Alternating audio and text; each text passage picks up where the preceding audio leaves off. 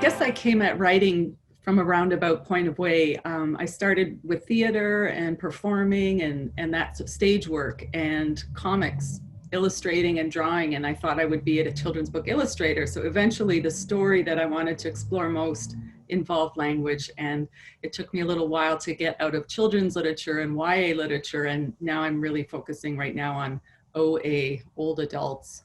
Um, the the book that we're celebrating right now is Stoop City, and it's a collection of stories, like Dan already said. A lot of them are set in the neighborhood in which I live, but some of them are definitely set in fictional or memory versions of my hometown along the shores of Lake Erie. They hadn't married, despite changes in same-sex legislation, so technically not a widow, is finally packing. But there's a lot to do before the open house. Julia will definitely earn her commission on the sale.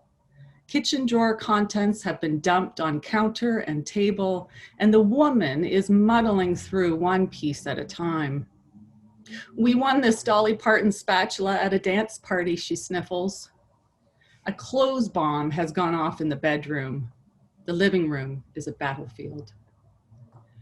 I could drop a load at the Goodwill on my way home, says Julia. The woman shrugs. Her mother wants some of it. What about these posters? Are they coming down? I guess. A slew of bands Julia has never heard of. L7? Luna Chicks? The Gossip? Lesbian music, she supposes. Julia checks her watch. She still has to pull stage props from her storage unit near Liberty Village before dinner downtown. Practicalities, Julia says, leaning against a bar stool. The shoes look fantastic, but her feet are beginning to suffer. A blister is coming up on her large toe mound. See if her parents will take that old armchair. It's gotta go. Focus on packing your own things, plus the mementos you want to keep, and put them in the storage cage downstairs. I'll book a moving company to pack the rest. You'll get 50,000 more if we empty and power clean the whole apartment. The woman nods through tears. Pity and something less charitable makes Julia want to shout, burn it, walk away with nothing, find out who you really are. Instead, she pats the woman's shoulder. This is your chance to earn back from your investment and use it however you want. You can't get back into the market. Well, not here, but you could do very well in a smaller city, like Windsor. I have been writing from a very young age. I don't really know what originally got me into it, but looking back at it now, I wrote my first story and did the illustration myself when I was grade 5. It was a story of an animal that is lost, goes through the jungle, and there is a sense of redemption at the end when it's able to find its way and find its parents and reunite. And I looking back at it now, I wonder if at the time I had a child's sense of what it's like to be a woman in a strictly patriarchal culture by looking at just my mom and my aunts and their lives, and a woman alone on the mountain at dusk. An invisible boot pressed against my throat, making my breath labored and helpless. And yet, I couldn't go back and face my parents or my stifled future. Hidden behind a boulder, I hugged my knees and imagined my rage and pain whirling into a wildfire, burning down all the injustices. Could my father have known what was going on? I wanted to tell him, to share this burden with him. My shoulders were already heavy beneath the daily cruelties of living as a woman in La Natawa, the damned place. This fatigue was incurable. The sun had sundered down, disappeared behind Lake Zrebar. A dozen shades of red burst open along the horizon. Below, the narrow, winding asphalt road was the hem around the hill's green skirt, embroidered with clusters of red and yellow wildflowers. The Schlel flowers stood elegant and tall, flourishing across the rough Kurdistan plateau, defying borders.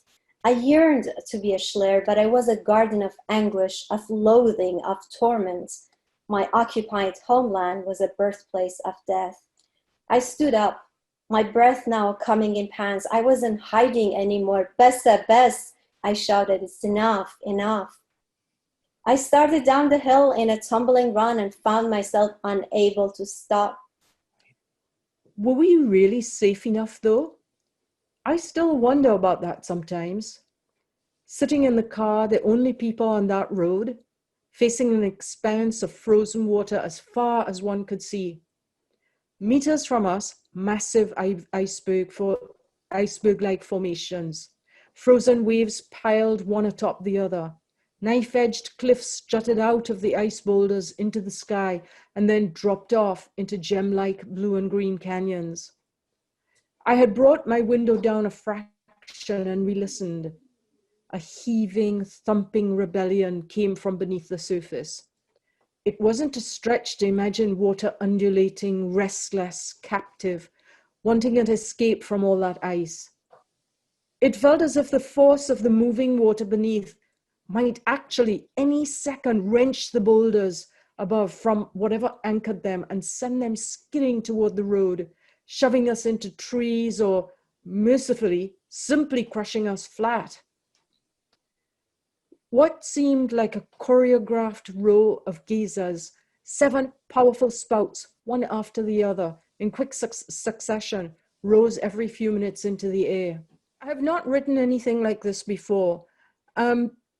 Priya was a really interesting character to me as a writer because I didn't really like her very much at first. And in fact, I've kept feeling as if this voice in my head was going off on her own and doing things and I was following her. And that's not right. I needed to be in control. But, you know, out of my visual arts practice, I still am so influenced by that. I learned that I am not interested in what I already know. So if I have a plot that's written out, I've already done it. I'm uninterested. I no longer want to write that. So it's best for me to engage in something that I don't really know where it's going. And so Priya gave me that opportunity. You know, here's this voice. I want to take control of it, but she has her own voice, and it's a voice that I'm not really liking. And I want to control it, but she goes off in these directions. I say, you're not telling the truth. And she comes back and says, well, I'm not telling the truth exactly, but this and this and this.